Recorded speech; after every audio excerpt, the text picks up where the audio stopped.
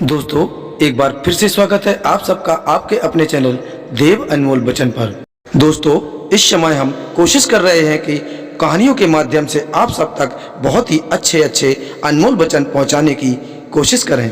और अब हम कोशिश भी कर रहे हैं और पूरी तरह प्रयासरत में भी हैं, लेकिन ये प्रयास और ये कोशिश तभी रंग लाएगी जब हमें आपका सपोर्ट मिलेगा। तो दोस्तों, आपसे विनम्र निवेदन है कि कृपया हमें सपोर्ट करते रहें।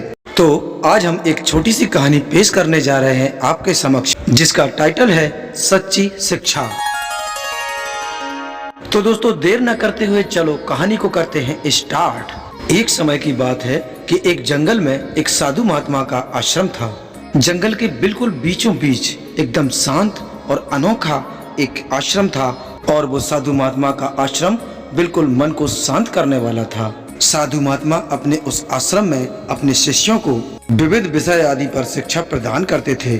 सभी शिष्य अपने साधु महात्मा को यानी अपने गुरु को बहुत ही आदर प्रदान करते थे, और उन महात्मा जी की चर्चा दूर दूर के राज्यों में तक होती थी। एक बार दो युवक उन महात्मा जी के पास आए और उनका शिष्य बनने की इच्छा व्यक्त की। वो दोनों युवक अच्छे कुल और अच्छे परिवार से थे, और वो दोनों व्यक्ति उन महात्मा की चर्चा सुनकर ही उनका शिष्य बनने की आशा में उस आश्रम में पहुंचे थे।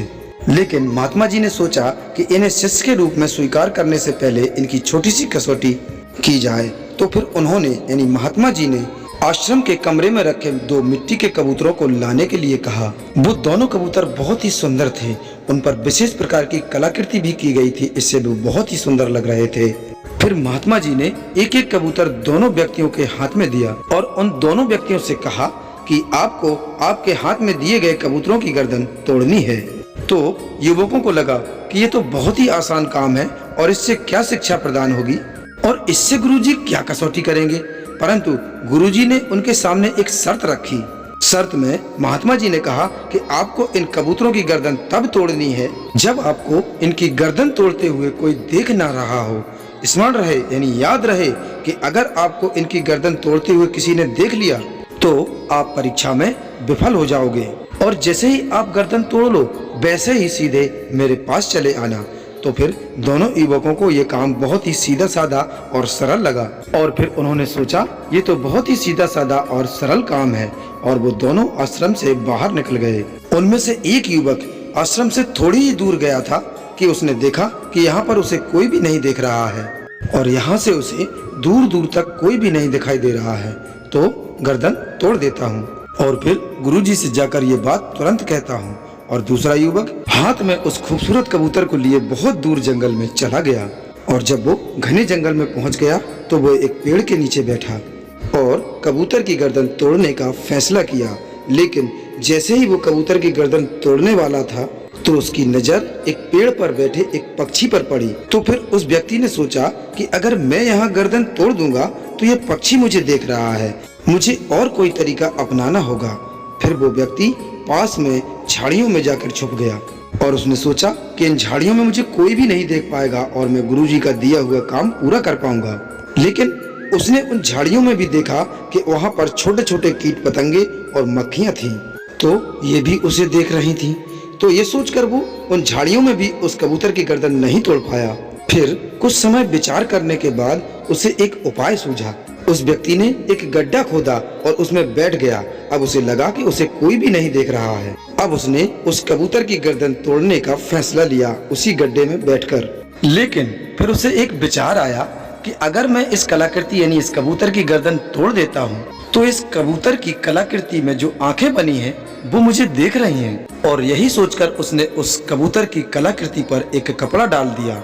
और फिर जैसे ही वो व्यक्ति उस कबूतर की गर्दन को तोड़ने को आया वैसे ही उसे ख्याल आया कि मेरी आंखें तो मुझे देख रही हैं इस कबूतर की गर्दन को तोड़ते हुए।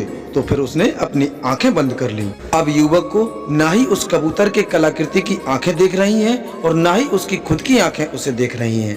और फिर जैसे ही वो गर्दन तोड़ने को हुआ वैसे ही उसके अंदर से आवाज आई कि अरे मैं तो देख रहा हूँ, और वो आवाज उसके हृदय की थी, मैं तो देख रहा हूँ। अब वो युवक पूर्णतः समझ गया कि गुरुजी की कसौटी किस शिक्षा की तरफ इशारा कर रही है, और फिर वो युवक उस कबूतर की कलाकृति को लेकर गुरुजी के पास पहुंचा और उस युवक ने गुरुजी से कहा कि क्षमा कीजिए गुरुजी, मैं आपकी दी हुई कसौटी पूरी नहीं कर पाया, क्योंकि हर समय मुझे कोई न कोई देख ही रहा था। लेकिन अंत में मुझे आभास हुआ कि अगर बाहरी दुनिया मुझे नहीं देख रही तो मेरे भीतर बैठा मेरा मन यानी मेरी अंतर आत्मा तो मुझे देख ही रही है, और इसी कारणवश गुरुजी मैं आपकी कसौटी पूरी नहीं कर पाया। गुरुदेव, इस बात के लिए मैं आपसे क्षमा प्रार्थी हूँ। तो गुरुजी ने कहा कि हे नवयुवक, तुम इस कसौटी में भले ही असफल रहे, लेकिन तुम इस कसौटी में असफल नहीं बल्कि पूर्णतः सफल हुए हो, और यही शिक्षा मैं आप दोनों को इस कसौटी के जरिए देना चाहता था। हर एक व्यक्ति को यह याद रखना चाहिए कि हमारे हर एक कर्म पर, हमारी हर एक प्रक्रिया पर परमात्मा की नजर है, क्योंकि इस दुनिया में किया गया कोई भी कार्य उस अपार शक्ति से छुपा हुआ नहीं है।